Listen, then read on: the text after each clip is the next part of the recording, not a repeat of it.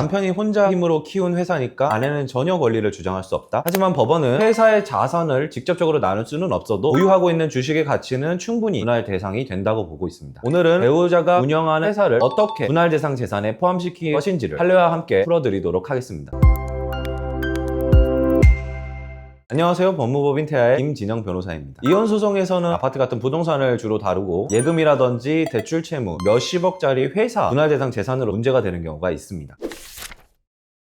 두 사람은 결혼 15년차 부부였습니다. 남편은 작은 사업을 시작해서 혼인 생활 내내 꾸준하게 키워왔고 아내는 아이들을 키우면서 살림을 담당했죠. 이혼소송 과정에서 남편은 내가 밤낮으로 일해서 일군 회사니까 내 고유 재산이다 라고 주장을 했고요. 아내는 내가 살림과 육아를 전부 도맡아서 했기 때문에 당신이 회사 일만 할 수 있었던 거다. 내 기여도가 있다 주장을 하였습니다. 핵심은 남편이 가지고 있는 주식 분할 대상 재산이 되느냐가 쟁점이 되었습니다. 법원은 회사는 법인격이라는 게 있기 때문에 이혼소송에서 법인의 자산 자체는 분할 대상이 될 수가 없습니다. 하지만 남편이 가지고 있는 회사에 대한 주식은 분할 대상이 된다고 법원은 판단을 하고 있습니다. 그리고 아내가 직접 회사 일을 한 건 아니더라도 육아와 가사를 전담했다면 그 부분에 있어 간접적으로 기여를 했다 보고 있습니다.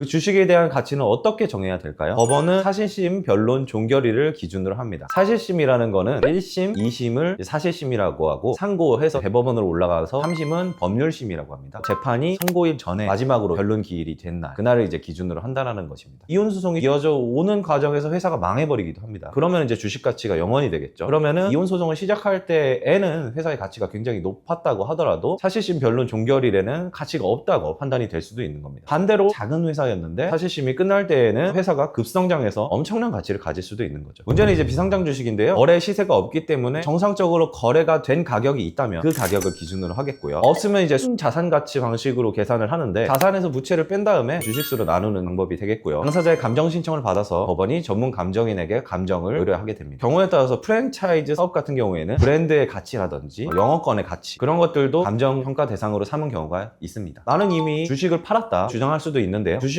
판매 대금이 있을 거기 때문에 대금도 이제 재산 분할 대상으로 삼을 수 있습니다. 중요한 포인트를 몇 가지 정리를 해드리자면 분할 대상은 회사의 자산이 아니라 주식의 가치를 대상으로 삼는다. 평가 시점은 사실심, 변론, 종결일이다. 비상장 주식 같은 경우에는 매매가 거래 사례, 순자산 가치 등 이제 평가 방법, 감정 등으로 평가가 이루어진다. 회사가 일방의 소유인 경우에도 상대방이 가사나 육아 등으로 기여한 바가 있으면 분할 대상이 된다. 이혼소송 도중에 주식을 팔더라도 회사를 처분을 하더라도 매각 대금은 숨길 수 없다. 소유하고 있는 회사가 있는 경우에 주의해야 되는 부분은 혼인기간이 짧다든지 일방이 운영하고 있는 회사에 대해서 권리가 인정되지 않는 경우도 있습니다. 그런 경우에는 다른 분할 대상 재산의 기여도를 산정하는데 반영하는 경우가 있기 때문에 더 심혈을 기울여서 주장과 입증을 하셔야 됩니다. 회사의 주식이 분할 대상 재산이 되는 경우에는 재무제표를 비롯한 회계 자료들을 꼼꼼히 살펴보고 본인한테 유리한 방향으로 주장 입증하는 것이 굉장히 중요합니다.